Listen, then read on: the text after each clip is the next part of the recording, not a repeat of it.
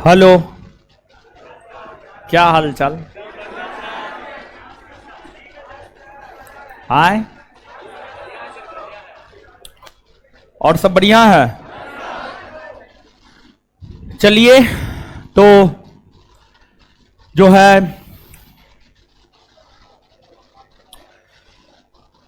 पिछले क्लास में भारत में यूरोपीय कंपनियों का आगमन बता दिए थे ना।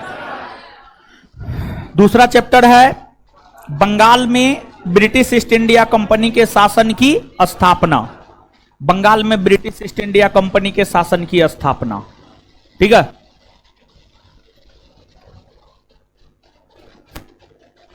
अरे सब दिन खास है महाराज, का है चंद्रयान 3 लॉन्च हो रहा है तो इसलिए खास है, ऐसा कोई बात नहीं। ठीक है, खास दिन है, अच्छी बात है। आप आज कह रहे हैं हम चंद्रमा पे जा रहे हैं। अमेरिका रूस 1969-70 में चल गया। अमेरिका रूस से 50 साल अभी हम लोग पीछे हैं, समझ गए? हाँ, तो इतना ज्यादा खुश होने का जरूरत ना है। अमेरिका रूस से पहले चल जाते तब खुश होते, समझ गए? अच्छी बात है, सही बात है, अच्छा दिन है, भारत के लिए ऐतिहासिक दिन है, गौरवशाली दिन है। स्वर्णिम अक्षरों में इस दिन को रखा जाएगा। आगे करंट में आपको याद करना होगा, तो इसलिए अच्छा दिन है, स्वर्णिम दिन है। तो अभी जो है पढ़ते हैं, ठीक है। अखबारे बावर करने से कुछ होने वाला है आप लोग का? दूसरा कोनो चीज से कुछ होने वाला है? कुछ नहीं। हाँ, आ जाइए। दूसरा चैप्टर है बंगाल में ब्रिटिश ईस्ट इंडिया कंपनी के शासन की स्थापना। बंगाल में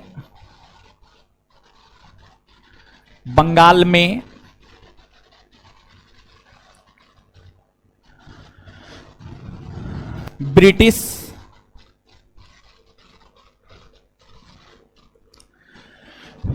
ईस्ट इंडिया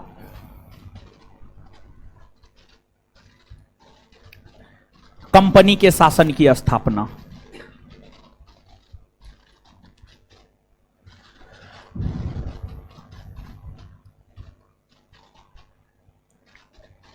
शासन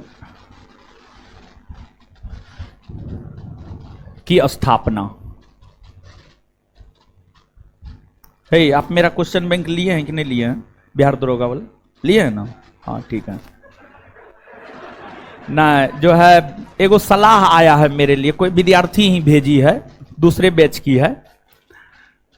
सलाह अच्छा लगा तो इसलिए शेयर कर देते हैं। कोई स्टूडेंट है, टेलीग्राम पे भेजी है।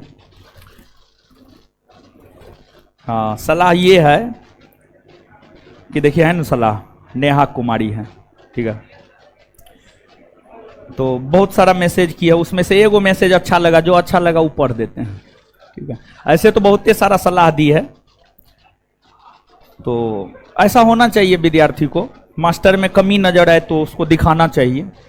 तो बहुत सारा चीज बोली है, लेकिन उसमें एक वो हमको अच्छा लगा। बिहार पुलिस बैच की जितनी गर्ल्स स्टूडेंट आती है आपके पास पढ़ने, जो अच्छा मार्क लाती है टेस्ट में, जिसका लगता है हो सकता है, उन सभी को बिहार पुलिस का क्वेश्चन बैंक फ्री में दे दीजिए रक्षाबंधन के शुभ अवसर पर। और आगे सलाह दी है, दरोगा बैच की भी वैसी लड़की जो क्वेश्चन बैंक नहीं ली है अभी तक, पढ़ने में अच्छी है, उसको भी दे दीजिए, ठीक है। तो अगर लड़की को देंगे, लड़का को नहीं देंगे तो ना इंसाफी हो जाएगा। का है, लड़किये राखी बांध सकती है, लड़का नहीं बांध। एकदम क्या बात है। चलिए ठीक है, तो इस पर विचार करेंगे। विचारणीय सलाह है, थोड़ा ठीक लगा, समझिएगा। तो पहले तो आ जाए क्वेश्चन बैंक तैयार होकर के, दे देंगे, क्या होगा, ठीक है। आप लोग को भी आइए अब। अच्छा, कैसा सलाह था उसका? अच्छा सलाह है, खराब सलाह है?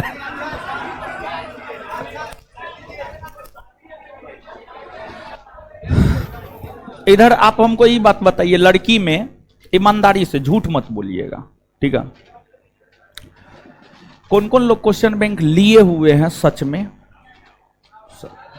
सब ली। कौन कौन लोग नहीं ली हुई है? नहीं ली हुई है।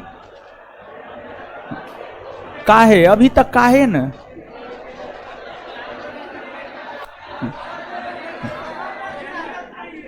चलिए आ जाइए अब।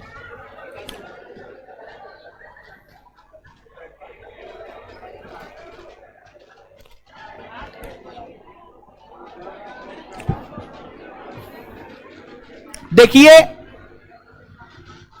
भारत में यूरोपीय कंपनियों का आगमन हुआ। भारत में यूरोपीय कंपनियों का आगमन हुआ। सबसे शक्तिशाली यूरोपीय कंपनी बनकर ब्रिटिश उभरा। कौन उभरा? ब्रिटिश। सबसे शक्तिशाली यूरोपीय कंपनी बनकर उभरा ब्रिटिश। कौन? ब्रिटिश। ब्रिटिश उभरा। ब्रिटिश उभरा। ब्रिटिश व्यापारी था। ब्रिटिश क्या था? व्यापारी। और व्यापारी को क्या चाहिए? व्यापारिक लाभ। और व्यापारी को व्यापारिक लाभ जिस क्षेत्र में होना होगा, व्यापारी स्वाभाविक सी बात है उसी और जाना चाहेगा। हां या ना? तो जब ब्रिटिश भारत में व्यापार कर रहा था तो ब्रिटिशों ने यह देखा, यह पाया कि बंगाल बहुत संपन्न है। बंगाल बहुत संपन्न है। तो ब्रिटिशों ने बंगाल की ओर अपना ध्यान लगाया और फिर येन केन प्रकारेण बंगाल पर ब्रिटिश प्रभुसत्ता की स्थापना किया। ब्रिटिशों ने अपनी प्रभुसत्ता बंगाल पर सर्वप्रथम स्थापित किया और फिर धीरे धीरे भारत के अन्य प्रांतों पर कब्जा किया। तो सबसे पहले बंगाल पर अपनी ब्रिटिश प्रभुसत्ता को स्थापित किया है, तो इसलिए सबसे पहले इसी को पढ़ते हैं। बात अगर बंगाल में ब्रिटिशों के प्रभुसत्ता की स्थापना की करे तो बंगाल में ब्रिटिश प्रभुसत्ता की स्थापना 1757 ईस्वी में हुई है। बंगाल में ब्रिटिश प्रभुसत्ता की स्थापना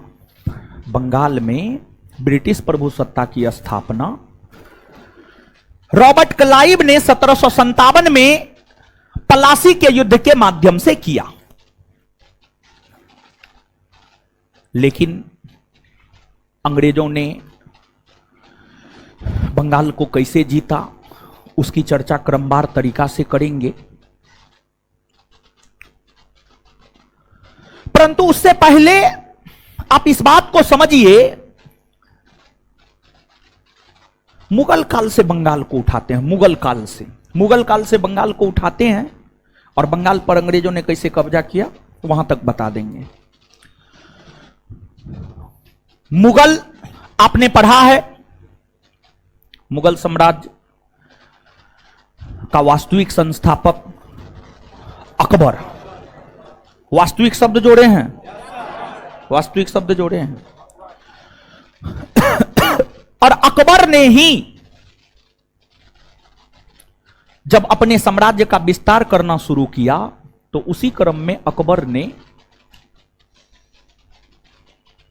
बंगाल को जीता और बंगाल को जीतकर अपने साम्राज्य में मिलाया।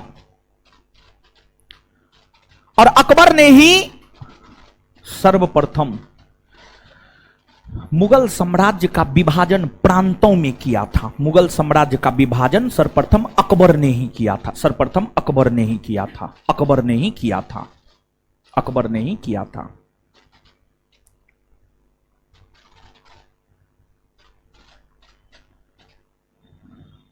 तो अकबर के समय बंगाल मुगल साम्राज्य में मिलाए गए और अकबर ने बंगाल को एक प्रांत का दर्जा दिया। अकबर ने बंगाल को एक राज्य का दर्जा दिया। राज्य का दर्जा दिया। और मुगल बादशाह प्रांतों में शासन 2 पदाधिकारियों के मदद से करता था। मुगल बादशाह प्रांतों में शासन 2 पदाधिकारियों के माध्यम से करता था। एगो होता था दीवान और एगो होता था सूबेदार। मुगल बादशाह प्रांतों में शासन, राज्यों में शासन 2 पदाधिकारियों के माध्यम से करता था। एगो होता था सूबेदार,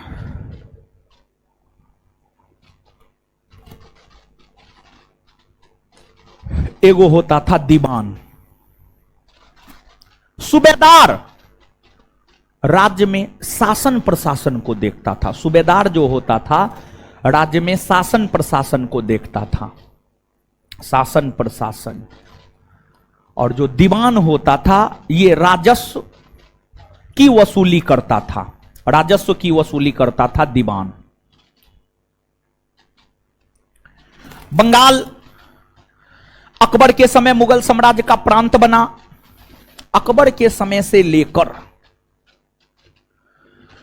मुगल बादशाह मोहम्मद शाह रंगीला के समय तक बंगाल मुगल साम्राज्य का प्रांत बना रहा।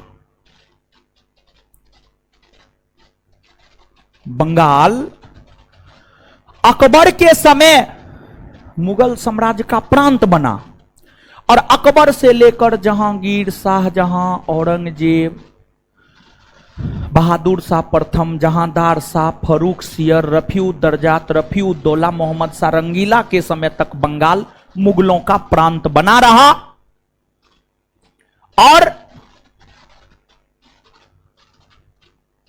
मुगल बादशाह मोहम्मद शाह रंगीला, जिसको इतिहास में रंगीला बादशाह कहा जाता है, रंगीला बादशाह के समय ही मुगल साम्राज्य का सबसे ज्यादा विघटन हुआ।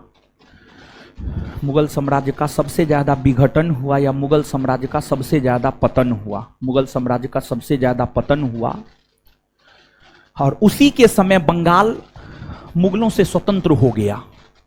उसी के समय बंगाल मुगलों से स्वतंत्र हो गया।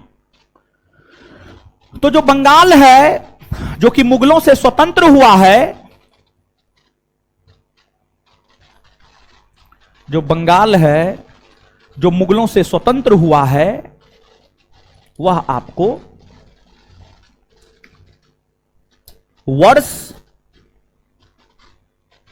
1722।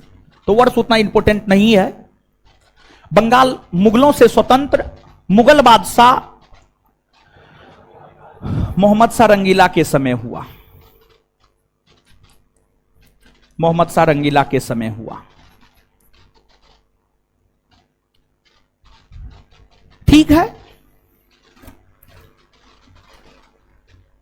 और बंगाल में स्वतंत्र शासन की स्थापना किया किसने? तो बंगाल में स्वतंत्र शासन की स्थापना किया मुर्शिद कुली खान ने। किसने किया? मुर्शिद कुली खान। मुर्शिद कुली खां।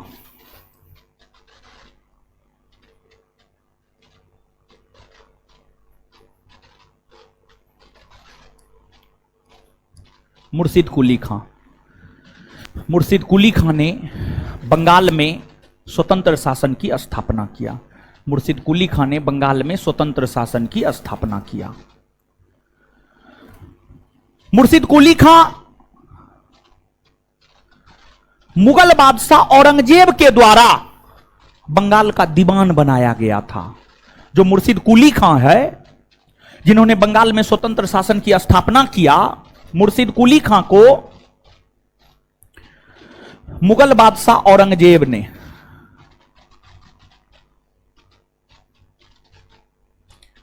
मुर्शिद कुली खां को मुगल बादशाह औरंगजेब ने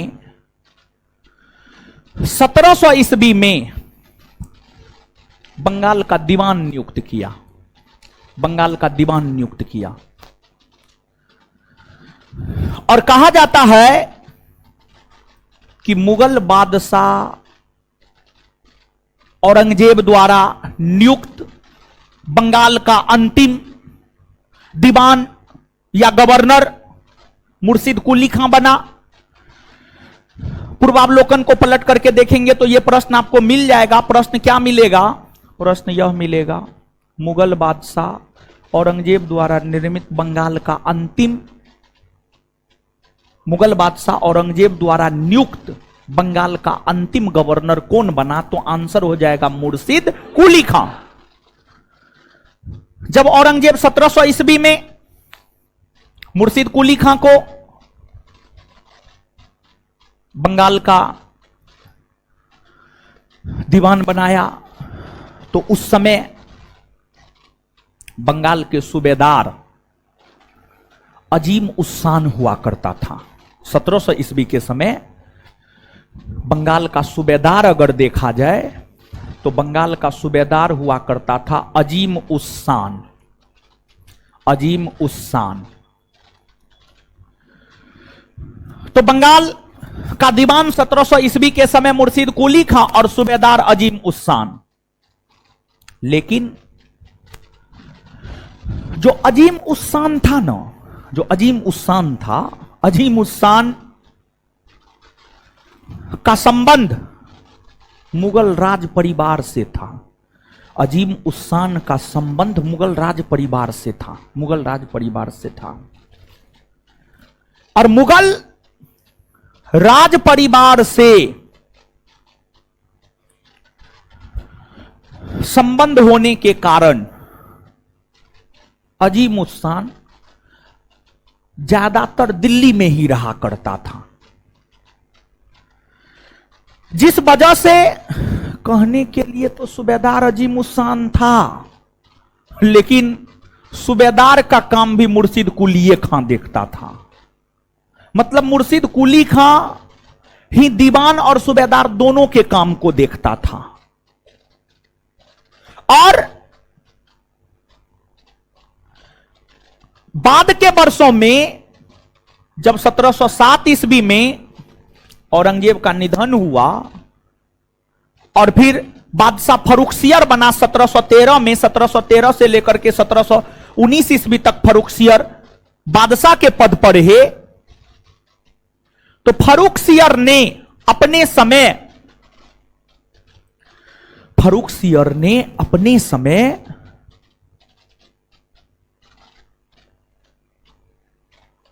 सूबेदार के पद पर भी मुर्शिद कुली खां को ही नियुक्त कर दिया। मुर्शिद कुली खां को ही नियुक्त कर दिया। पहले से तो मुर्शिद कुली खां दीवान थे, अजीम उस्सान सूबेदार था, लेकिन वो रहता था दिल्ली में, जिस वजह से उसके काम को भी मुर्शिद कुली खां देखता था। लेकिन बाद में मुगल बादशाह फर्रुखसियर ने मुर्शिद कुली खां को सूबेदार भी बना दिया। और फिर फर्रुखसियर के बाद तुरंत बादशाह चेंज हुआ। रफीउद्दर्जात रफीउद्दौला, और मोहम्मद शाह रंगीला तो एकदम रंगीले था। हरम में महिलाओं के साथ परल रहता था, उसको शासन प्रशासन से कोई मतलब नहीं था।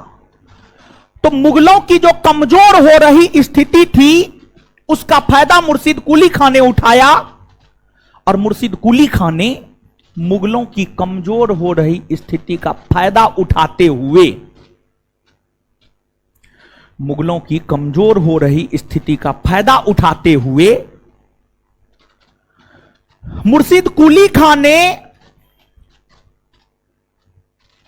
दीवान और सूबेदार दोनों पद को मर्ज कर दिया, दोनों पद को एक कर दिया, और दोनों पद को एक करके कहा कि अब जब दोनों पद मिल गया है तो एक नया पद बनेगा, नवाब।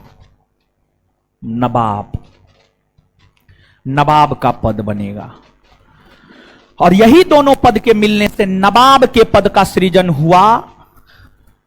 और सिद्ध कुली खां ने मुगलों की कमजोर हो रही स्थिति का फायदा उठाया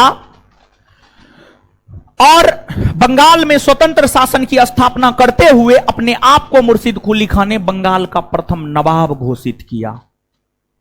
इस प्रकार मुर्शिद कुली खां बंगाल के प्रथम नवाब बने। मुर्शिद कुली खां 1727 ईस्वी तक नवाब के पद पर रहे। मुर्शिद कुली खां जब नवाब बने तो मुर्शिद कुली खां को लगा कुछ तो ऐसा करना चाहिए जिससे लगे कि हम नवाब हैं।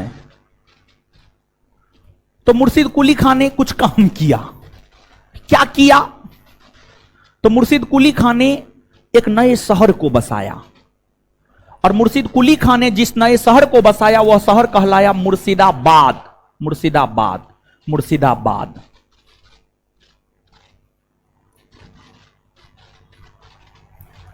मुर्शिदाबाद, मुर्शिदाबाद नामक शहर को मुर्शिद कुली खां ने बसाया। मुर्शिदाबाद नामक शहर को मुर्शिद कुली खां ने बसाया, और मुर्शिदाबाद को मुर्शिद कुली खां ने अपनी राजधानी बनाया। इससे पहले बंगाल की राजधानी थी ढाका। जब बंगाल मुगलों के अधीन हुआ करता था तो बंगाल की राजधानी हुआ करती थी ढाका। कहां हुआ करती थी? ढाका। ढाका हुआ करती थी। बंगाल की राजधानी कहां हुआ करती थी? ढाका। ढाका हुआ करती थी। और मुर्शिद कुली खां ने बंगाल की राजधानी को ढाका से हटाकर मुर्शिदाबाद बनाया।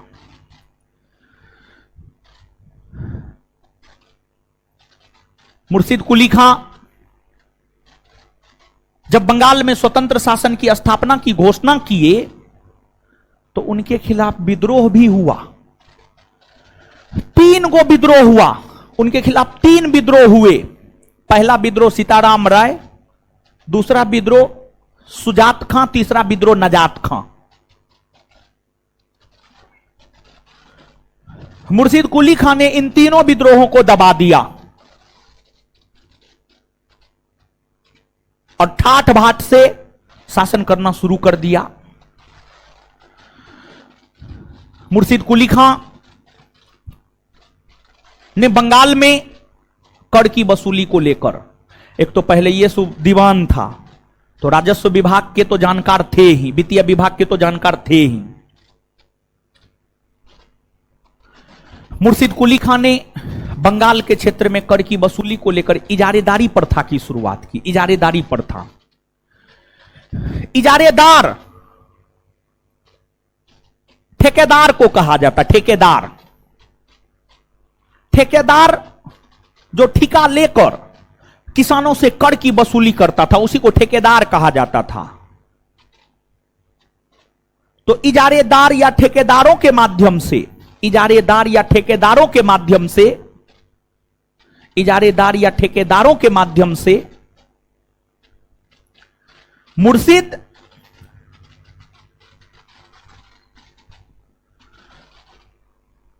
कुली खां ने अपने समय कर की वसूली किया तथा किसानों को तकाबी ऋण उपलब्ध करवाया। देखिए, जैसे आज आपको भारतवर्ष में कुछ संपन्न किसान मिलेंगे, मतलब कुछ संपन्न किसान मिलेंगे, मतलब कुछ ऐसे किसान मिलेंगे जिनके पास ठीक ठाक भूमि है, रुपया पैसा है, वो तो अपना बीज खरीद कर, खाद खरीद कर, पानी खेत में पटाकर खेती कर लेता है। लेकिन बहुत सारे ऐसे भी किसान मिलेंगे जिनके पास कम भूमि है, उस भूमि पर खेती करने के लिए पैसा न है। तो इस स्थिति में किसान अपने गांव के सेठ से, महाजन से, साहूकार से ब्याज पर ऋण लेता है और खेती करके उसको ब्याज चुकाता है। तो मुर्शिद कुली खां को लगा, जब हम बंगाल में स्वतंत्र शासन की स्थापना किए तो किसानों को कुछ सुविधा दी जानी चाहिए। तो मुर्शिद कुली खां ने बंगाल के किसानों को खेती करने से पहले, खेती करने को लेकर जो ऋण उपलब्ध करवाया, उसी को तकाबी ऋण कहा जाता है, उसी को तकाबी ऋण कहा जाता है। मुर्शिद कुली खां किसानों को खेती करने से पहले, खेती करने को लेकर जो अग्रिम ऋण उपलब्ध करवाया, उसी को तकाबी ऋण कहा जाता है। तो किसानों को तकाबी ऋण उपलब्ध करवाया और सुव्यवस्थित ढंग से इन्होंने अपने समय बंगाल में शासन प्रशासन को चलाया। और शासन प्रशासन करते हुए मुर्शिद कुली खां का निधन 1727 में हो गया। 1727 में जब मुर्शिद कुली खां का निधन हो गया,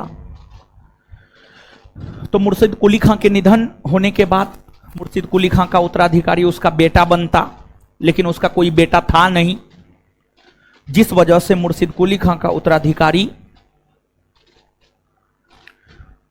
उसका दामाद सुजाउद्दीन बना। मुर्शिद कुली खां का उत्तराधिकारी उसका दामाद सुजाउद्दीन बना। तो मुर्शिद कुली खां के बाद बंगाल के अगले नवाब बने सुजाउद्दीन।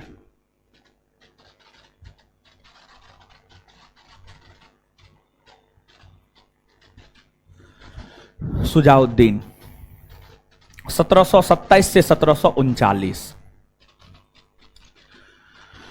सुजाउद्दीन शासन प्रशासन के क्षेत्र में अहस्तक्षेप की नीति अपनाया। जैसे चल रहा है वैसे चलने दिया, जैसे चल रहा है वैसे चलने दिया सुजाउद्दीन ने। किसने? सुजाउद्दीन ने। सुजाउद्दीन ने चलने दिया, सुजाउद्दीन ने चलने दिया।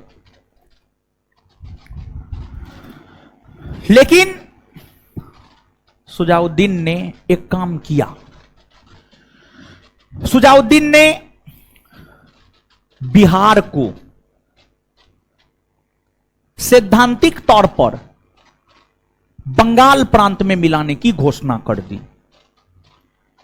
इन्हीं के समय बिहार बंगाल प्रांत का एक अंग बना। सुजाउद्दीन ने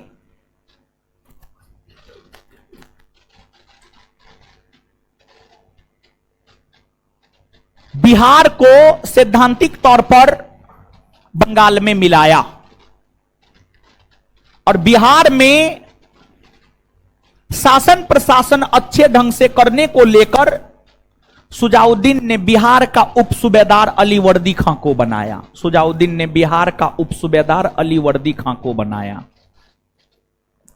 अलीवर्दी खां को बनाया। कालांतर में सुजाउद्दीन का निधन 1739 में हो गया, लेकिन इसको बेटा था। इसका उत्तराधिकारी इसका बेटा सरफराज खां बना। इसका उत्तराधिकारी इसका बेटा सरफराज खां बना।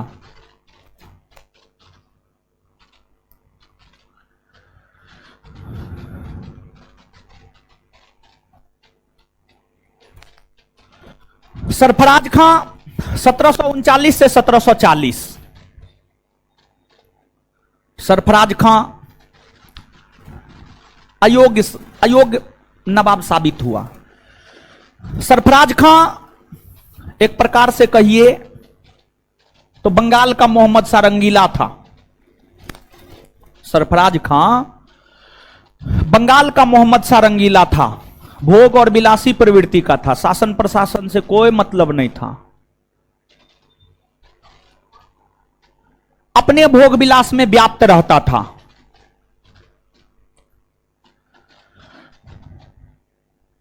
सरफराज खां विलासी प्रवृत्ति का था। जब यह सूचना बिहार के उप सूबेदार अलीवर्दी खां को लगा तो अलीवर्दी खां ने सरफराज खां की अयोग्यता का फायदा उठाया और सरफराज खां की अयोग्यता का फायदा उठाते हुए अलीवर्दी खां ने सरफराज खां के राज पर आक्रमण कर दिया और फिर अलीवर्दी खां और सरफराज खां दोनों के बीच बंगाल के गिरिया नामक स्थान पर 1740 ईस्वी में युद्ध हुआ, जिसे गिरिया का युद्ध कहा जाता है। गिरिया का युद्ध 1740 में अलीवर्दी खां और सरफराज खां के बीच हुआ। अलीवर्दी खां और सरफराज खां के बीच हुआ। अलीवर्दी खां और सरफराज खां के बीच हुआ। इस युद्ध में अलीवर्दी खां की जीत हुई, सरफराज खां की हार हुई। अलीवर्दी खां ने इस गिरिया के युद्ध में सरफराज खां को पराजित कर सरफराज खां की हत्या कर दिया।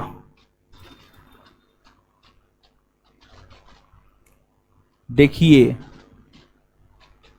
ये क्या हुआ जानते हैं? ये वही बात हुआ कि योगी जी मोदी जी को पटक दिए।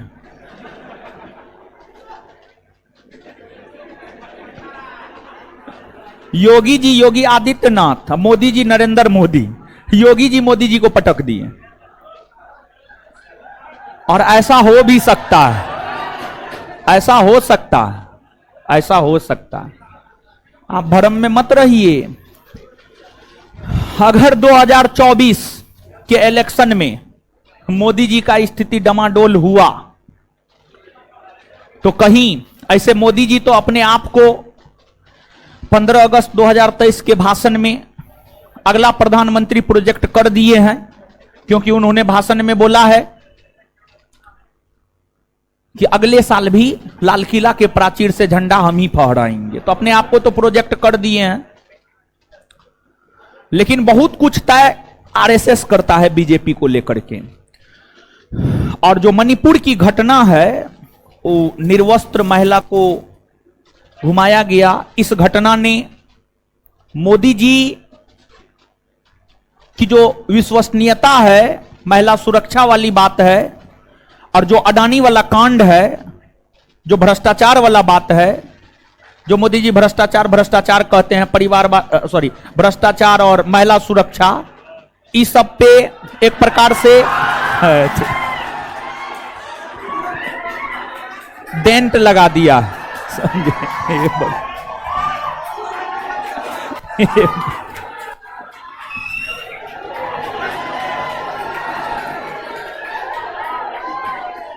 और देखिए, जानते हैं, हम आपको बता रहे हैं कि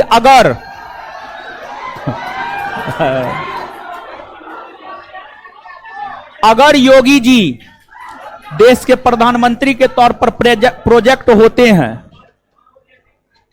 पूरे उत्तर भारत के लोगों को उनका समर्थन करना चाहिए। समझ, उत्तर भारत के लोगों को उनका समर्थन करना चाहिए। और कहिएगा क्यों, तो उसके पीछे कई सारे कारण। एक तो स्ट्रेट फॉरवर्ड डिसीजन लेते हैं, और देश चलाने के लिए स्ट्रेट फॉरवर्ड डिसीजन जरूरी है। समझ गए? स्पष्टतावादी डिसीजन जरूरी है देश चलाने के लिए। समझ गए? तो खैर छोड़िए, ये सब चीज में मत पड़िए। तो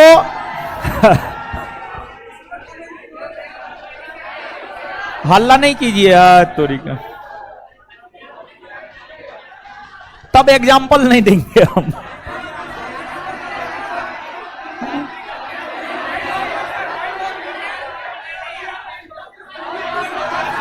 वो हो गया,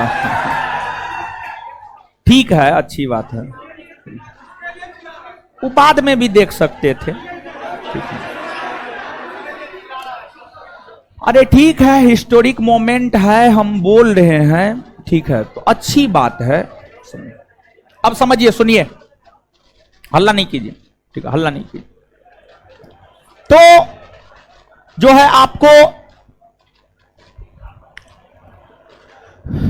बिहार के उपसूबेदार ने बंगाल के नवाब को पराजित कर उसकी हत्या कर दिया।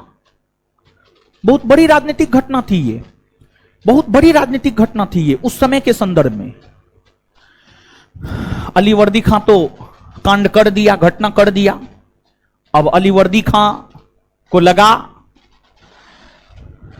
कि हम अगर बंगाल के नवाब बनियो जाते हैं तो बंगाल की जनता हमको स्वीकार नहीं करेगा, तो ऐसा करते हैं, मुगल बादशाह को घूस खिलाते हैं, मुगल बादशाह को घूस खिलाते हैं और उसी से अपने आप को बंगाल के नवाब के तौर पर प्रोजेक्ट करवा लेते हैं। तो अलीवर्दी खान ने उस समय के मुगल बादशाह मोहम्मद शाह रंगीला, उस समय भी मुगल बादशाह मोहम्मद शाह रंगीला ही था, मोहम्मद शाह रंगीला 1719 से 1748 और घटना है 1740 की। तो मोहम्मद शाह रंगीला को अलीवर्दी खान ने 2 करोड़ रुपया घूस के तौर पर दिया, 2 करोड़ रुपया घूस के तौर पर दिया। और इसलिए घूस के तौर पर 2 करोड़ रुपया दिया ताकि उसको बंगाल का नवाब की, बंगाल के नवाब पद की स्वीकृति मिल सके। मोहम्मद शाह रंगीला को घूस मिला, मोहम्मद शाह रंगीला ने अलीवर्दी खां को बंगाल के नवाब के तौर पर प्रोजेक्ट कर दिया, उनके पद को स्वीकृति दे दिया।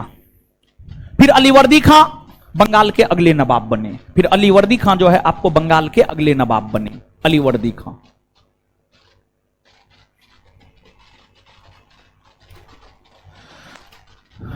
अलीवर्दी खां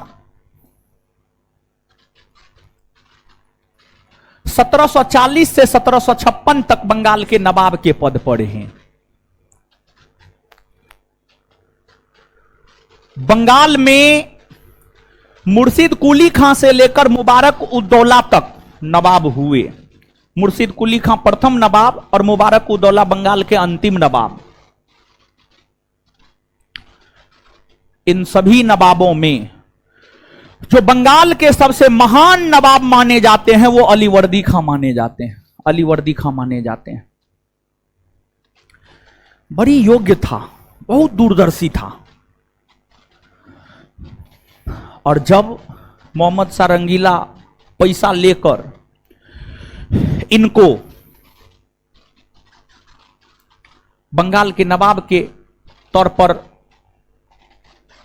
प्रोजेक्ट कर दिया और ये बंगाल के नवाब बन गए, बंगाल के नवाब बनने के कुछ ही दिनों बाद ये घोषणा किया कि मैं मुगलों को कर नहीं दूंगा, मैं मुगलों को कर नहीं दूंगा, मैं मोहम्मद शाह रंगीला को कर नहीं दूंगा। इससे पहले के जो बंगाल के नवाब थे, चाहे सरफराज खां हो, सुजाउद्दीन हो, मुर्शिद कुली खां हो, भले ही बंगाल में स्वतंत्र शासन की स्थापना हो गई हो, लेकिन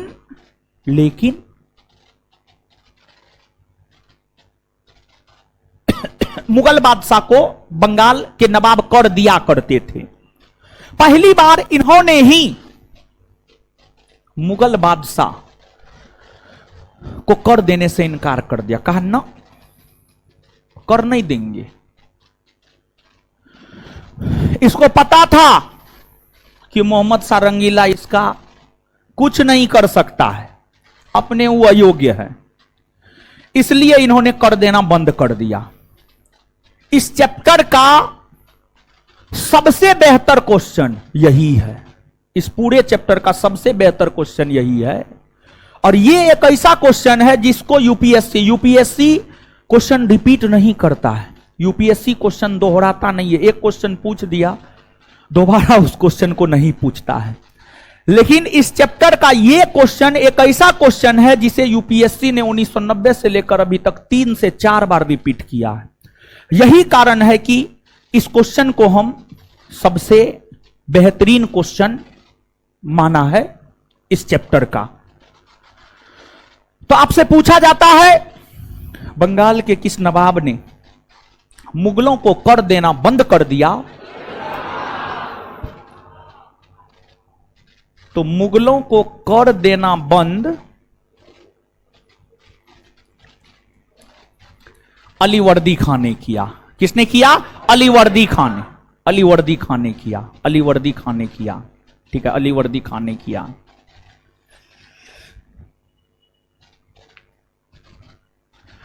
अलीवर्दी खां जब मुगलों को कर देना बंद कर दिया तो एक बड़ी राशि का बचत अलीवर्दी खां को होना शुरू हो गया। और फिर अलीवर्दी खां उस बड़ी राशि के मदद से बंगाल का विकास किया। बंगाल का विकास किया। और इन्होंने बंगाल का विकास इतने अच्छे ढंग से किया कि इनके शासनकाल के समय बंगाल को भारत का स्वर्ग कहा जाने लगा था। इनके शासनकाल के समय बंगाल को भारत का स्वर्ग कहा जाने लगा था। इनके शासनकाल के समय बंगाल को भारत का स्वर्ग कहा जाने लगा था। स्वर्ग कहा जाने लगा था। और जब बंगाल काफी समृद्धशाली हो गया तो इन्हीं के समय अंग्रेजों ने बंगाल के कोलकाता का किलाबंदी करना शुरू किया और फ्रांसीसियों ने चंद्रनगर का किलाबंदी करना शुरू किया इन्हीं के समय। और जब इनके समय अंग्रेजों ने कोलकाता का किलाबंदी करना शुरू किया और फ्रांसीसियों ने चंद्रनगर का किलाबंदी करना शुरू किया तो इन्होंने अंग्रेज और फ्रांसीसी दोनों को कहा कि आप क्यों किलाबंदी कर रहे हैं? आपको किलाबंदी करने का कोई अधिकार नहीं है। आप एक व्यापारी हैं, आप व्यापार करने आए हैं, आप सिर्फ व्यापार कीजिए। आपको किससे डर है? और आपको अगर किसी से डर है तो हम हैं ना, हम आपकी रक्षा करेंगे। और अलीवर्दी खां उस समय शक्तिशाली था। इतना शक्तिशाली था कि मुगलों को कर देना बंद कर दिया। मुगल कुछ नहीं उखाड़ पाया अलीवर्दी खां का। तो अंग्रेज को भी डर हो गया अलीवर्दी खां से। जब मुगल इसका कुछ नहीं कर पाया है तो हम कौन खेत का मूली है। इन्होंने जब मना कर दिया अंग्रेज और फ्रांसीसियों को कलकत्ता और चंद्रनगर का किलाबंदी करने से, अंग्रेज और फ्रांसीसी मान भी गया। अंग्रेज और फ्रांसीसी दोनों किलाबंदी करना बंद कर दिया। दोनों किलाबंदी करना बंद कर दिया। और इन्होंने ही अंग्रेजों की तुलना मधुमक्खी से किया। और इन्होंने अंग्रेजों की तुलना मधुमक्खी से करते हुए इन्होंने अंग्रेजों की तुलना मधुमक्खी से करते हुए यह कहा कि अंग्रेज मधुमक्खी की भांति है। अगर उसे ना छेड़ा जाए तो वह शहद देती है और अगर छेड़ दिया जाए तो काटती है। उसी प्रकार से अंग्रेज है। अंग्रेज को अगर ना छेड़िएगा तो ठीक रहेगा, लेकिन अगर छेड़ दीजिएगा तो फिर दिक्कत है, वो आप ही को काटेगा। अलीवर्दी खां ने ही अंग्रेजों की तुलना मधुमक्खी से किया। और अलीवर्दी खां के समय में मराठों ने बंगाल पर आक्रमण किया। अलीवर्दी खां जब बंगाल के नवाब थे तो मराठों ने बंगाल पर आक्रमण किया 1751 में। मराठा पढ़े हैं ना? इस समय मराठा पेशवा बालाजी बाजीराव थे। उनका शासनकाल 1740 से 1761, 1740 से 1761 बालाजी बाजीराव थे। और बालाजी बाजीराव के समय ही मराठों ने 1751 ईस्वी में बंगाल पर आक्रमण किया। मराठों के साथ अलीवर्दी खां का युद्ध हुआ। इस युद्ध में मराठों की जीत हुई, अलीवर्दी खां की हार हुई। जैसे अलीवर्दी खां पराजित हुआ, अलीवर्दी खां मराठों से समझौता कर लिया, और अलीवर्दी खां मराठों से समझौता करते हुए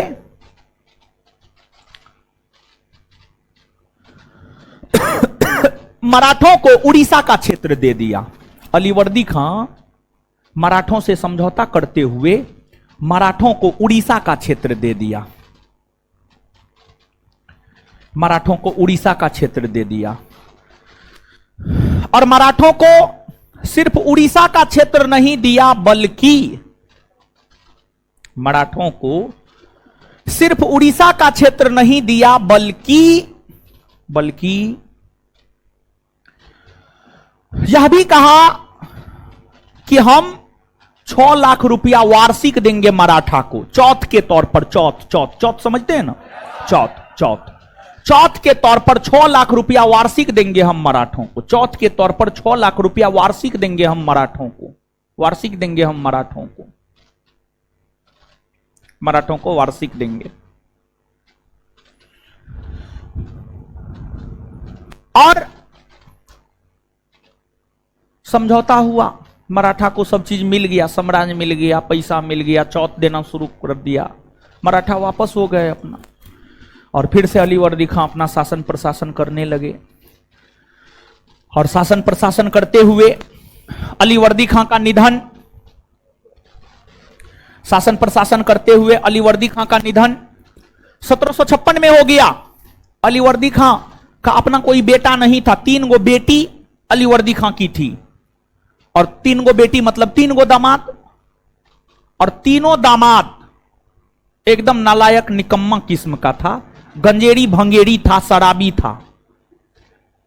तो अलीवर्दी खां को मालूम था हमारा दामाद सब नालायक है, तो अलीवर्दी खां ने अपने किसी भी दामाद को अपना उत्तराधिकारी घोषित नहीं किया। लेकिन अलीवर्दी खां की एक बेटी का विवाह पटना में हुआ था, और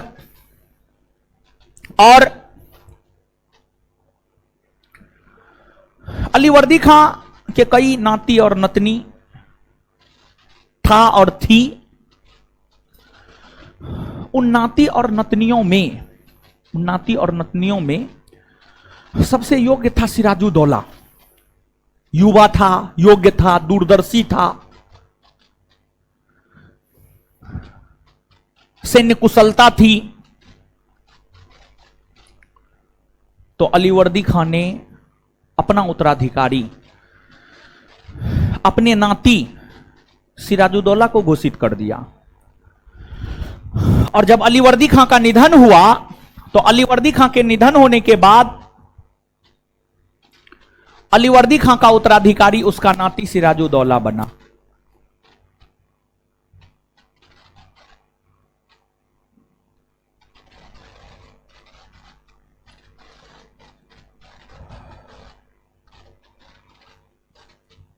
सिराजुद्दौला बना, जो 1756 से 1757, जो 1756 से 1757 के बीच पद पर रहे। योग्य होते हुए भी बेचारा अयोग्य साबित हो गए, और योग्य होते हुए भी बेचारा अयोग्य साबित क्यों हो गए जानते हैं? अपने सेनापति के वजह से, अपने अधिकारी के वजह से, अपने अधिकारी के वजह से योग्य होते हुए भी अयोग्य हो गए, और बेचारा मारा गया, बेमौत मारा गया।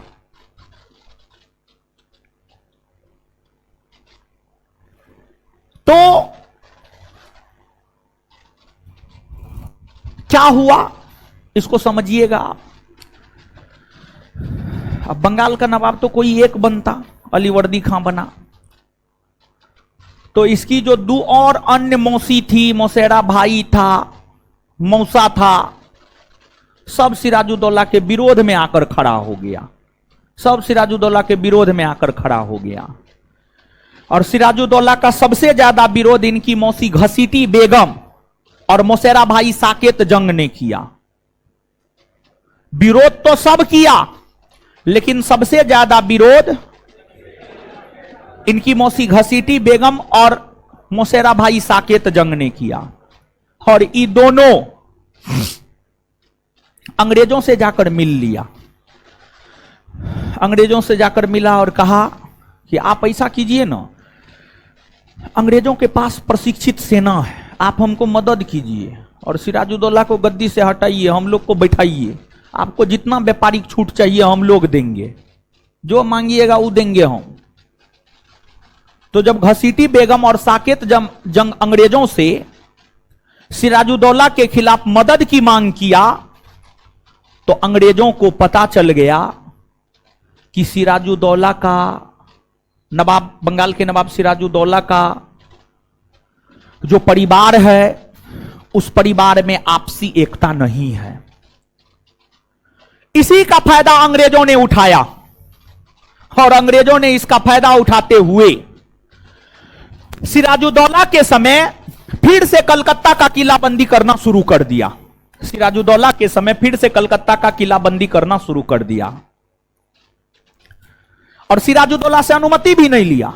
सिराजुद्दौला से अनुमति नहीं लिया और सिराजुद्दौला से बिना अनुमति लिए फिर से अंग्रेजों ने कलकत्ता का किलाबंदी करना शुरू कर दिया। कलकत्ता का किलाबंदी करना शुरू कर दिया। कलकत्ता का किलाबंदी करना शुरू कर दिया। ठीक है। जब यह खबर सिराजुद्दौला को लगी तो सिराजुद्दौला अपने दल बल के साथ कलकत्ता पहुंचा और अपने दल बल के साथ कलकत्ता पहुंचा और अंग्रेजों को कलकत्ता का किलाबंदी करने से मना किया और सिराजुद्दौला की सेना ने अंग्रेजों को कलकत्ता से खदेड़ दिया। जो अंग्रेज सेनापति सब थे, रोजर ड्रेक, मिनी चीन, ये सब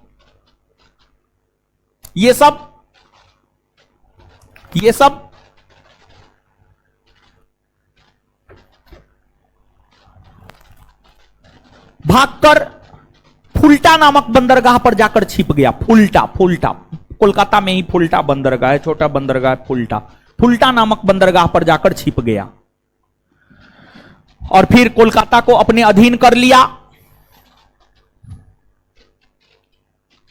और कहा जाता है कि अपने इस कोलकाता अभियान के क्रम में ही नवाब सिराजुद्दौला ने 20 जून 1756 को 20 जून 1756 को एक छोटे से काल कोठरी में एक छोटे से घर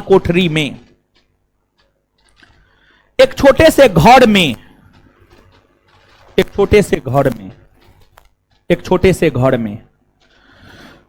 146 अंग्रेजों को बंद किया और उसमें लाइट वाइट किसी भी चीज का कोई व्यवस्था नहीं था। जब अगली सुबह यानी 21 जून 1756 की सुबह खोला गया तो 146 में से 23 लोग मात्र जीवित बचे थे। 23 लोग मात्र जीवित बचे थे और जो 23 लोग मात्र जीवित बचे थे उसमें से एगो हॉलवेल था, जॉन हॉलवेल। जॉन हॉलवेल ने ही इस घटना का विवरण दिया और इस घटना का विवरण देते हुए जॉन हॉलवेल ने इसे ब्लैक हॉल की घटना की संज्ञा दी। ब्लैक हॉल की घटना की संज्ञा दी और यह जो ब्लैक हॉल की घटना है, ब्लैक हॉल की घटना ही पलासी के युद्ध का तत्कालिक कारण बना है। जो पलासी का युद्ध हुआ है, पलासी का युद्ध हुआ है, पलासी का युद्ध हुआ है। पलासी का युद्ध 1757 में हुआ है। पलासी के युद्ध का तत्कालिक कारण ब्लैक हॉल की घटना ही बनी है। प्लासी के युद्ध का तत्कालिक कारण जो है ब्लैक होल की घटना ही बनी है। ब्लैक होल की घटना, ब्लैक होल की घटना का विवरण हॉलबेल ने दिया। ब्लैक होल की घटना का विवरण जो है आपको हॉलबेल ने दिया, हॉलबेल ने दिया। और इस ब्लैक होल की घटना की खबर मद्रास स्थित कंपनी के मुख्यालय को लगी। यह घटना कोलकाता में हुआ था और इसकी सूचना मद्रास स्थित कंपनी के मुख्यालय को लगी, मुंबई स्थित कंपनी के मुख्यालय को लगी। तो मुंबई तो दूर हो जाता था, क्योंकि उस समय जो यात्रा होता था वो जलीय मार्ग से होता था। तो मुंबई से अरब सागर होते हुए, बंगाल की खाड़ी होते हुए बंगाल पहुंचना थोड़ा टफ था, लेकिन मद्रास से बंगाल पहुंचना थोड़ा आसान था। तो कंपनी के मद्रास स्थित मुख्यालय को जब इस घटना की खबर लगी तो रॉबर्ट क्लाइव के नेतृत्व में एक बड़ी अंग्रेजी सेना मद्रास से कोलकाता की ओर प्रस्थान किया। मद्रास से कोलकाता की ओर प्रस्थान किया। मद्रास से कोलकाता की ओर प्रस्थान किया। और कहा जाता है कि रॉबर्ट क्लाइव के नेतृत्व में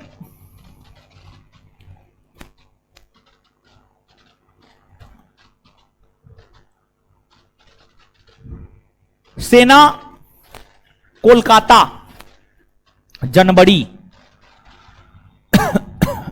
1757 में पहुंची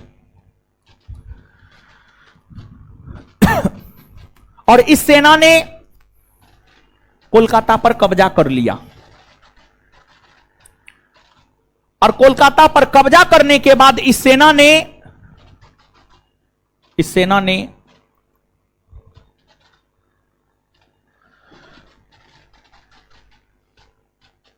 नवाब सिराजुद्दौला को समझौता करने पर विवश किया। नवाब सिराजुद्दौला को समझौता करने पर विवश किया।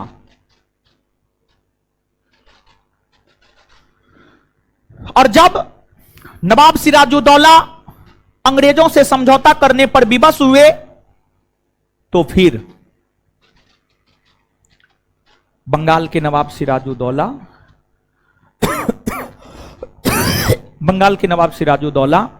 और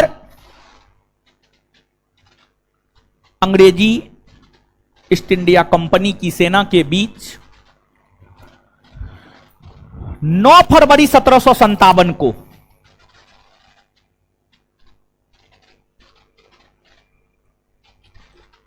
अलीनगर में एक संधि हुई, जिसे अलीनगर की संधि कहा जाता है।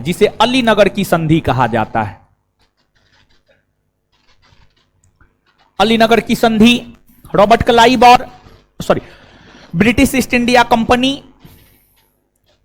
की सेना का नेतृत्व रॉबर्ट क्लाइव कर रहे थे और दूसरी तरफ नवाब सिराजुद्दौला था।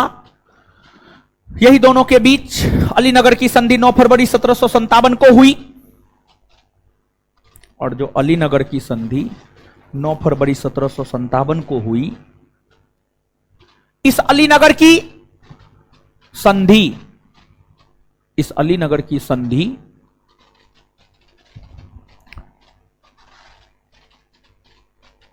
के तहत नवाब सिराजुद्दौला को अंग्रेजों को कलकत्ता का किलाबंदी करने का अनुमति देना पड़ा। इस अलीनगर के संधि के तहत नवाब सिराजुद्दौला ने अंग्रेजों को कलकत्ता का किलाबंदी करने का अधिकार दिया।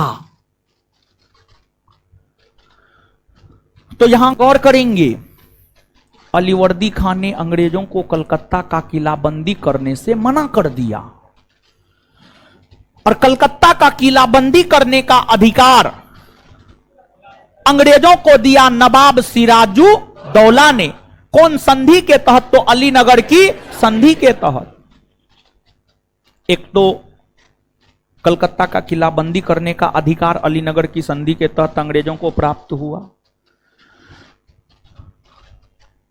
दूसरा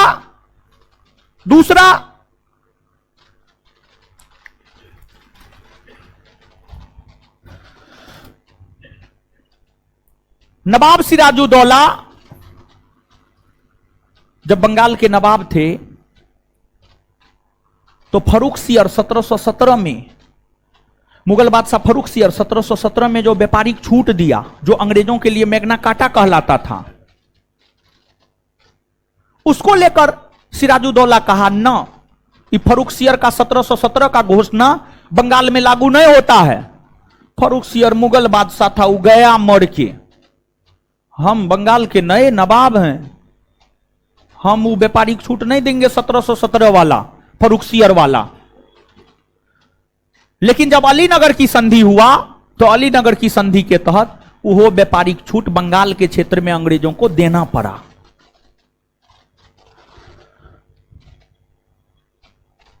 और जब अलीनगर की संधि में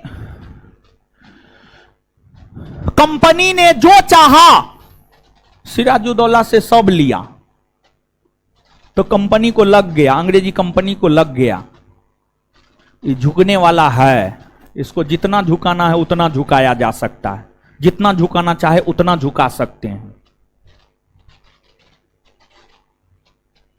इस अलीनगर की संधि से अंग्रेज संतुष्ट नहीं हुआ। अंग्रेजों के लिए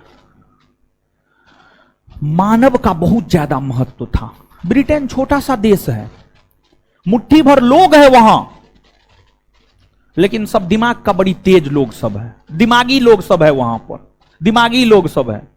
देखिए ना, क्या कहते हैं, हाल फिलहाल में वो ब्रिटेन का प्रधानमंत्री ऋषि सुनक एक कोई स्टेटमेंट दिया है, कहीं पे गया हुआ था, भारत को लेकर के, हिंदू को लेकर के स्टेटमेंट दिया था, हमको लगता है, एग्जैक्ट स्टेटमेंट हमको याद ना है।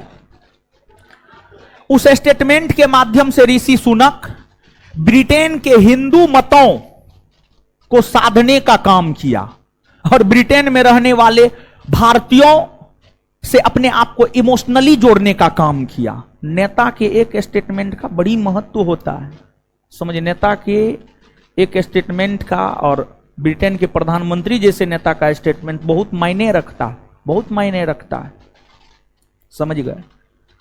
तो हिंदू, ब्रिटेन में रहने वाले भारतवंशी हिंदुओं को इमोशनली जोड़ने के लिए वो स्टेटमेंट जो है ऋषि सुनक के द्वारा दिया गया था।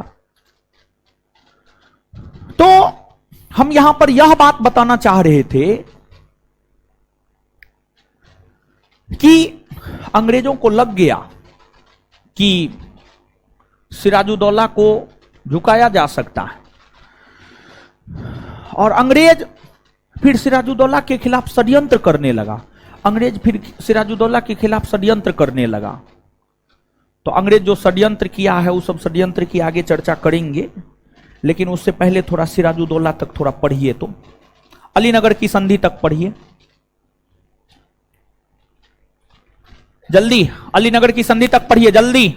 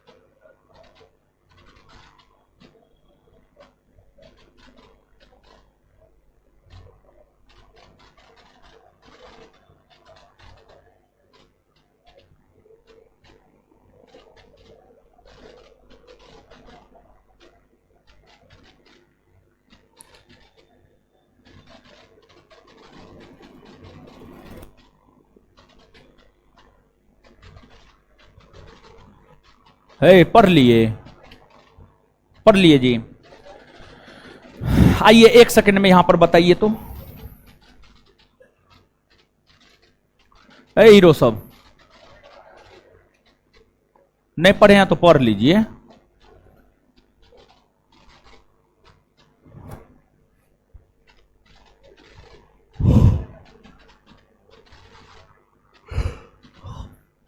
बताइए, बंगाल मुगलों से स्वतंत्र, एक मिनट एक मिनट एक मिनट, बंगाल को मुगल साम्राज्य का प्रांत किस मुगल बादशाह ने बनाया? बंगाल को मुगल साम्राज्य का प्रांत किस मुगल बादशाह ने? अकबर ने। ठीक है। बंगाल मुगलों से स्वतंत्र, बंगाल मुगलों से स्वतंत्र किस मुगल बादशाह के समय? किसके समय? मोहम्मद शाह। बंगाल में स्वतंत्र शासन की स्थापना किसने किया? मुर्शिद। मुर्शिद कुली खां को 1700 ईस्वी में किस मुगल बादशाह ने बंगाल का दीवान नियुक्त किया?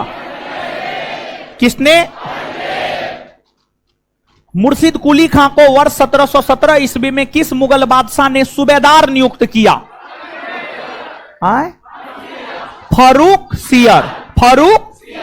जब दीवान और सूबेदार का पद मिला तो कौन सा नया पद सृजित? बंगाल का नवाब। और मुर्शिद कुली खां बंगाल में स्वतंत्र शासन की स्थापना करके कौन नगर को बसाया? जब बंगाल मुगलों के अधीन था तो बंगाल की राजधानी ढाका। ढाका से बंगाल की राजधानी मुर्शिदाबाद किसने बनाया? किसने बनाया? किसने बनाया? मुर्शिद।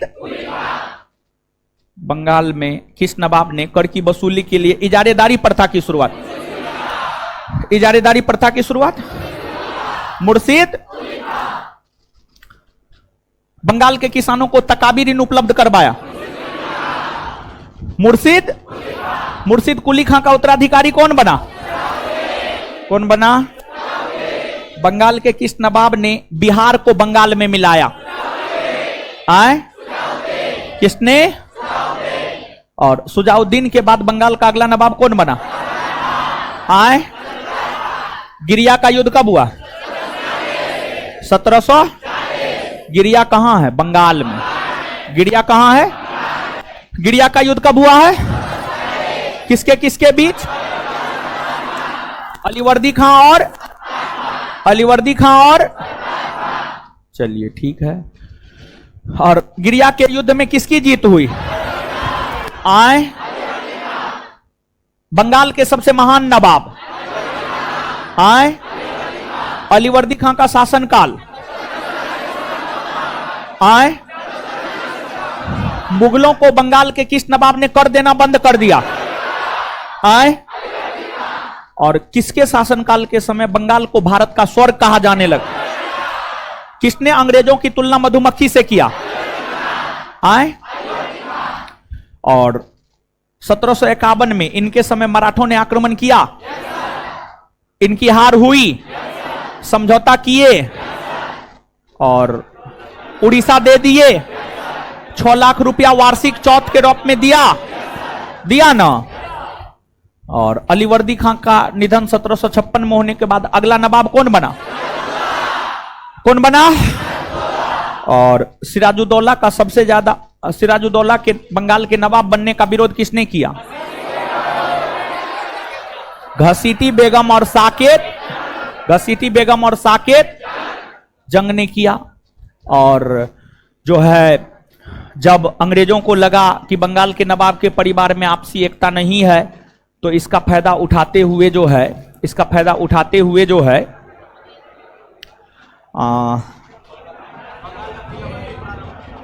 अंग्रेजों ने कलकत्ता का किलाबंदी करना शुरू किया। और फिर सिराजुद्दौला अपनी सेना के साथ कलकत्ता गया और अंग्रेजों को कलकत्ता से बाहर भगा दिया। और फिर अंग्रेज कहां जाकर छुपा था? फुल्टा नामक बंदरगाह। कौन बंदरगाह? कौन नामक बंदरगाह? फुल्टा नामक बंदरगाह पर जाकर जो है आपको छिप गया था। और फिर इसी यात्रा के क्रम में अलीवर्दी खान ने जो है इसी यात्रा के क्रम में सिराजुद्दौला ने किस तिथि को 146 अंग्रेज को एक छोटे से काल कोठरी में बंद किया? आए, कितने अंग्रेज को बंद किया? और जब अगली सुबह खोला गया तो कितना जीवित था? कितना जीवित था? इस घटना को इतिहास में क्या कहते हैं? क्या कहते हैं? इसका विवरण किसने दिया? किसने दिया? और जब यह घटना मद्रास स्थित कंपनी स्थित मुख्यालय को लगा तो फिर रॉबर्ट क्लाइव के नेतृत्व में ब्रिटिश सेना कलकत्ता आई, और कलकत्ता आकर ब्रिटिश सेना ने रॉबर्ट क्लाइव के साथ कौन सा संधि किया? कौन सा संधि? अलीनगर की संधि। कब? और इस संधि के तहत नवाब सिराजुद्दौला ने अंग्रेजों को कलकत्ता का किलाबंदी करने का अधिकार दिया, हाँ या ना? बंगाल के किस नवाब ने अंग्रेजों को कलकत्ता का किलाबंदी और फ्रांसीसियों को चंद्रनगर का किलाबंदी करने से मना कर दिया? किसने? अलीवर्दी खां। और किसने अंग्रेजों को कलकत्ता का किलाबंदी करने का अधिकार दिया? आए, नवाब। क्लियर है ये बात?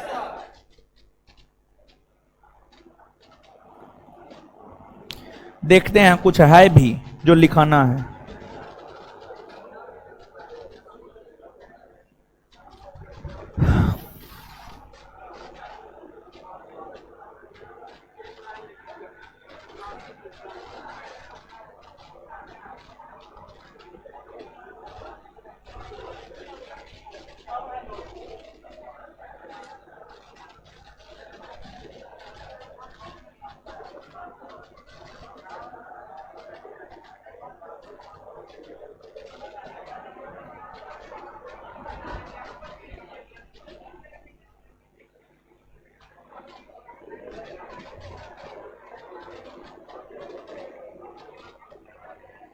हाँ ठीक है, सब है।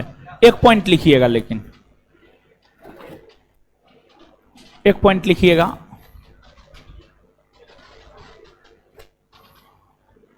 कहां से आया ये लड़का? है कहां से आया? नेपाल से। लिखिए।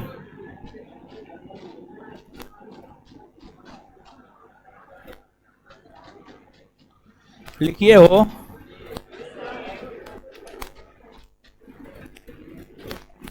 मुर्शिद कुली खां के शासन के दौरान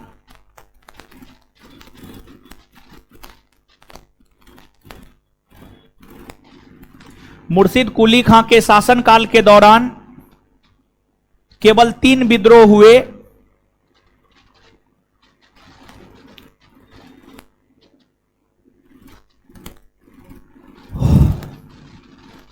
मुर्शिद कुली खां के शासनकाल के दौरान मुर्शिद कुली खां के शासनकाल के दौरान केवल 3 विद्रोह हुए, जिसमें पहला विद्रोह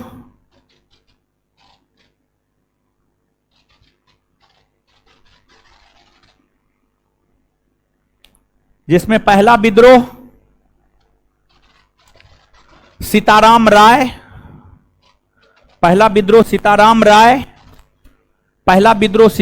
राय, कौमा, दूसरा विद्रोह सुजात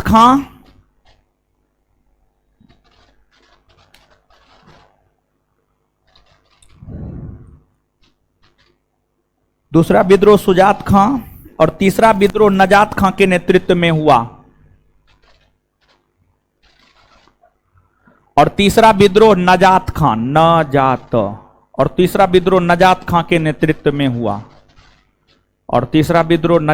के नेतृत्व में हुआ।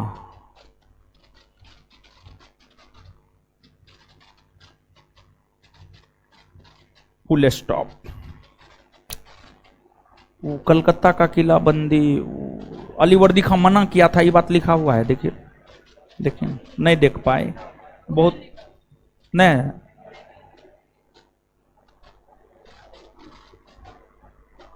नहीं है। लिखिए तो।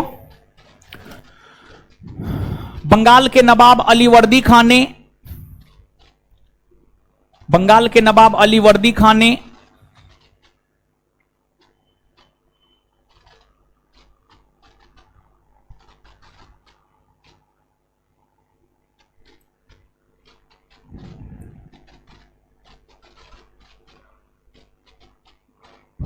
बंगाल के नवाब अलीवर्दी खान ने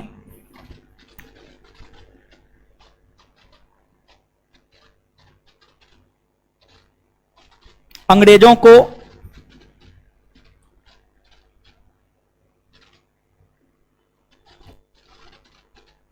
बंगाल के नवाब अलीवर्दी खान ने अंग्रेजों को कोलकाता का किलाबंदी करने, अंग्रेजों को कोलकाता का किलाबंदी करने,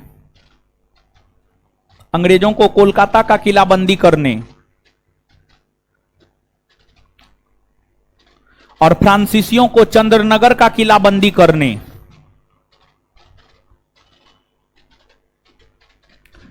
और फ्रांसीसियों को चंद्रनगर का किलाबंदी करने से और फ्रांसीसियों को चंद्रनगर का किलाबंदी करने से और फ्रांसीसियों को चंद्रनगर का किलाबंदी करने से और फ्रांसीसियों को चंद्रनगर का किलाबंदी करने से फ्रांसीसियों को चंद्रनगर का किलाबंदी करने से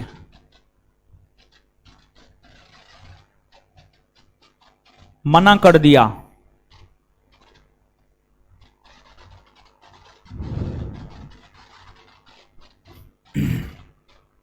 फुल स्टॉप। वहीं अंग्रेजों को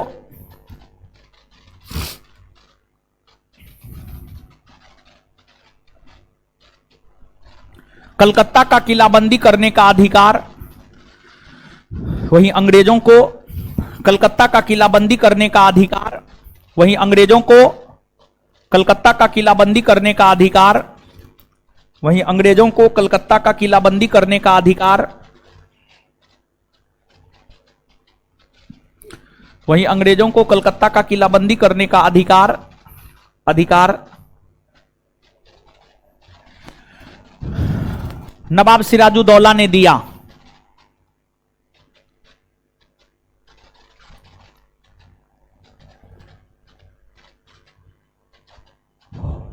नवाब सिराजुद्दौला ने दिया।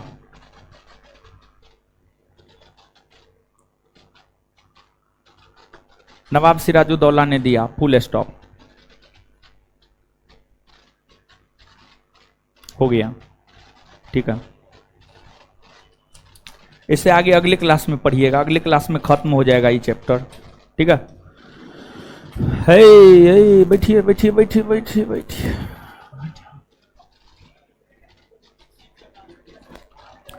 हाँ, हे खड़ा हो जाइए, लड़की खड़ा होइए। अरे खड़ा होइए ना, बताइए। हो सबास में, इधर इधर देखिए, इधर इधर। हम भी सुंदर हैं, हम खराब थोड़े हैं, हमको देखिए। शर्माती है, बताइए बताइए। डचों का पतन, डचों का पतन, डचों का पतन कौन युद्ध से हुआ? हाँ, बेदरा का युद्ध कब हुआ है? 1759। बेदरा के युद्ध में किसने डचों को पराजित किया? है ब्रिटिश। बैठ जाइए।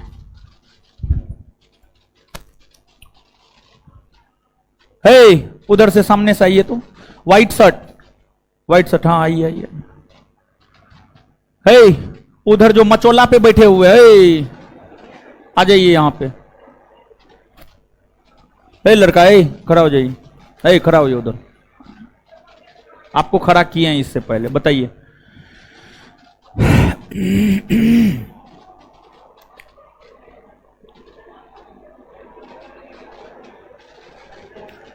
प्रथम डच यात्री जो भारत आया,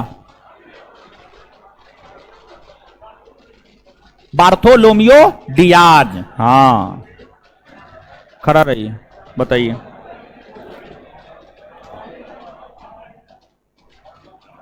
एस्टाडो द इंडिया कंपनी के नाम से किसे जाना जाता है? एस्टाडो द इंडिया कंपनी के नाम से किसे जाना जाता है? आंख लाल है जी, गांजा उंजा पीते हैं क्या जी? हैं? आई फ्लू हो गया है। है? अच्छा ठीक है, उससे मतलब नहीं, क्वेश्चन का जवाब दीजिए ना। किस कंपनी को एस्टाडो द इंडिया कंपनी के नाम से जाना जाता है? हैं? British east India company. है वो मचौला पर, उसको बुलाए थे, आप काहे आ गए? हाँ हाँ, आप ही को बुलाए थे, आप ही को बुलाए थे। हे उधर देख रहे हैं दाढ़ी वाले, आ जाइए आप ही। टकलू दाढ़ी वाले, आ जाइए आ जाइए। अरे आपको बोल रहे हैं, आपको। हाँ हाँ हाँ, आइए आइए आइए आइए, जल्दी आइए।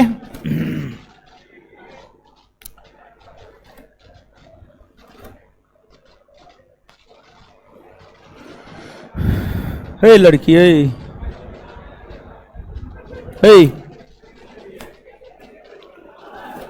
ब्रिटिश ईस्ट इंडिया कंपनी की स्थापना के समय मुगल बादशाह कौन थे?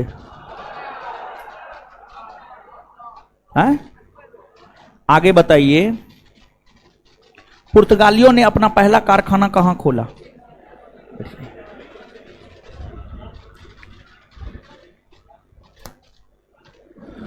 ब्लू शर्ट सॉरी, ब्लूए ना है जी। हाँ ब्लूए मानिए ना। डेनिश ईस्ट इंडिया कंपनी की स्थापना कब हुई है? 1602 में। डेनिश की स्थापना 1602 में हुई। चलिए पीछे, रेड टी शर्ट। सेंट थॉमे का युद्ध कब हुआ है? उसके पीछे। फोर्ट विलियम का प्रथम प्रशासक?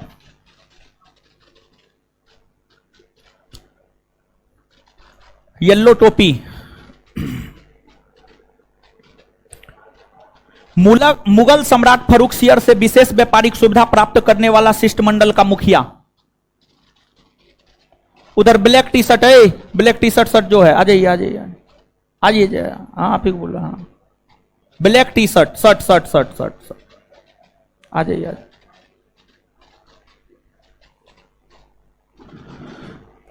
देखिए हो, देखिए देखिए,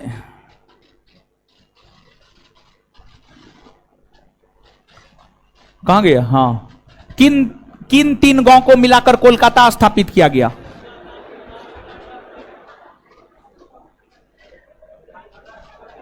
चलिए बताइए हो, बताइए बताइए, इस सब का क्या करें हम?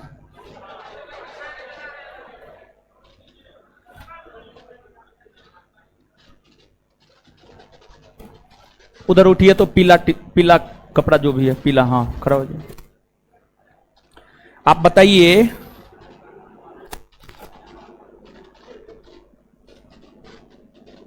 किस मुगल शासक के समय पुर्तगालियों का, किस मुगल शासक के समय पुर्तगालियों का मुगलों के साथ संबंध स्थापित हुआ? अकबर के समय। बैठ जाइए।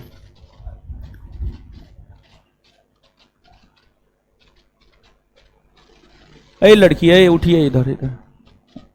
हाँ नहीं, आप अपने पीछे वाली को दिखाइए। हाँ खड़ा हो जाइए।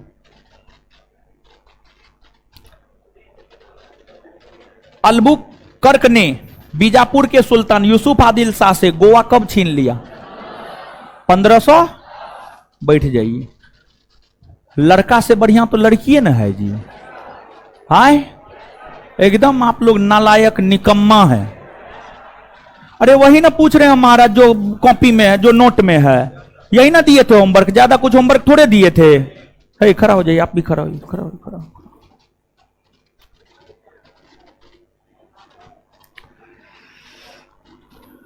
भारत से, ध्यान से सुनिएगा, भारत से वस्त्र को निर्यात का वस्तु बनाने का श्रेय किसे जाता है?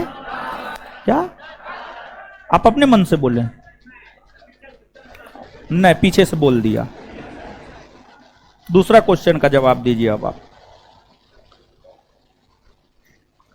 भारत में कार्टेज व्यवस्था, पुर्तगाली। बैठ जाइए। बताइए, लड़की सब तो क्या गो, 3 गो 4 गो लड़की को खड़ा किए, 7 गो 8 गो लड़का को खड़ा किए, लड़का कोई जवाब दिया है? कौन दिया है? कौन लड़का जवाब दिया? कोई ने जवाब दिया। लड़की सब जवाब दी है, लड़का सब एको गो ने जवाब दिया। सब एकदम नालायक है। आप सब लोग नालायक हैं। क्या है?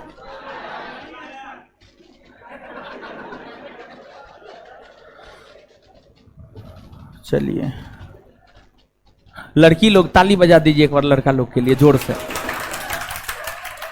बहुत बढ़िया। चुल्लू भर पानी में मर जाइए, कूट देंगे। रुकिए, ए करची वो सटकी कहां है जी? सटकी है वो बोला है,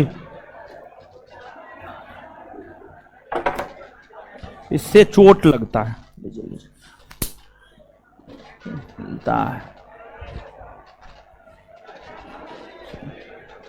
उठ गया। इधर इधर आ जाइए, इधर ये गुंडा निकल निकल के आइए सब। ना ना ना, इससे चोट लगता है।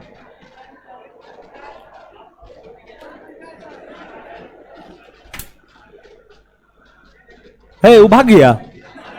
उसको मारे कहां? नहीं मारे हैं, मार लिए।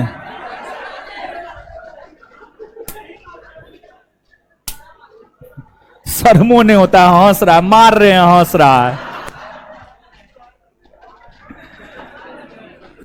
चलिए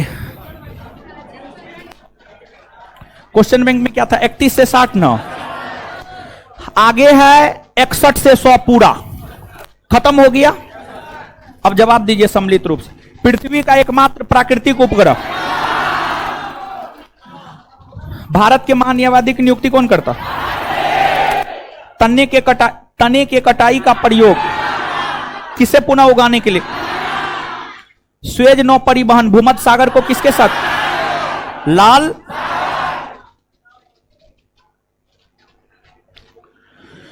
भारत का राष्ट्रपति अपना त्यागपत्र किसे सौंपता? राज्य मंत्री परिषद किसके प्रति उत्तरदायी? विधान। भारत के महान्यायवादी को कौन हटा सकता है? भारत के राष्ट्रपति को पद से कौन हटा सकता है? श्वेत क्रांति का संबंध किस क्षेत्र से? दुग्ध उत्पादन। संतरा किसका प्रबल स्रोत है? विटामिन सी, विटामिन होगा।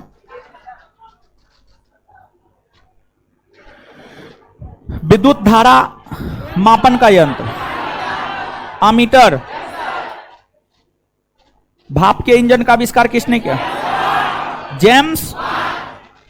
चलिए इससे आगे 61 से 100 कर लीजिएगा। इसमें क्या दिए थे? सिर्फ सुंग वंश न दिए थे। आ रहे हैं। हाँ टेस्ट होगा, मेरा टेस्ट होगा। बिट्टू झा सर का टेस्ट नहीं होगा, मेरा टेस्ट होगा। बिट्टू झा सर का टेस्ट नहीं होगा जो शाम में 7 से 9 बिहार पुलिस बेस तक। बिट्टू झा सर का टेस्ट नहीं होगा, मेरा टेस्ट होगा। और हम प्रयास करेंगे कि सप्ताह में 3 टेस्ट हम ले। ठीक है, 3 टेस्ट हम सप्ताह में प्रयास करके लेने का, 3 टेस्ट सप्ताह में लेने का प्रयास करेंगे हम। ठीक है, टेस्ट होगा अभी।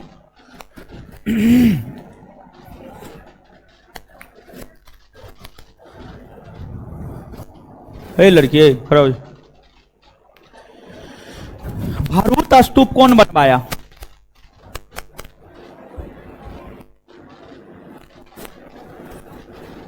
खड़ा हो जाइए। पुष्मित तुंग का राजपुरोहित कौन था? बैठ जाइए। तो आप अपने मन से बोले हैं, देख करके बोले हैं। बैठिए बैठिए।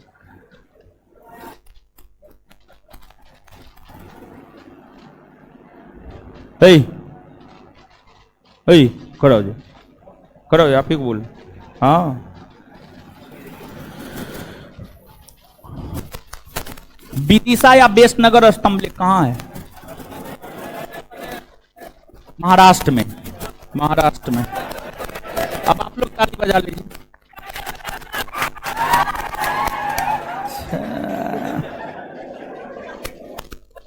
बजा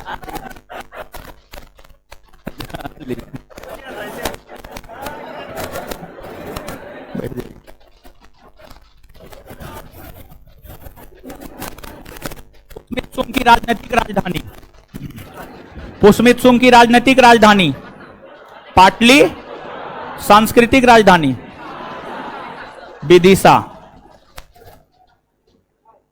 बैठिए, चलिए आगे बताइएगा सम्मिलित रूप से ही। पाणिनि के अष्टाध्यायी पर महाभाष्य नामक टीका किसने लिखा?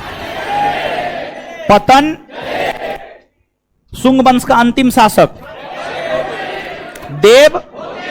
देवभूति ना जी। चलिए उसके बाद आगे सुनिएगा आप, अगला होमवर्क है इसमें कण्व वंश और सातवाहन वंश। कण्व सातवाहन पूरा क्वेश्चन बैंक में वो 40 क्वेश्चन दे दिए हैं, कण्व सातवाहन पूरा। और मॉडर्न में जो है जहां तक पढ़ाए हुए हैं अलीनगर की संधि तक, वहां तक फिर से हम पूछेंगे अगले क्लास में, समझ गए? तो इससे आगे मिलेंगे हम लोग अगले क्लास में। धन्यवाद सभी लोगों का। लड़की लोग को निकलने दीजिए, तब निकलिएगा लड़का सब।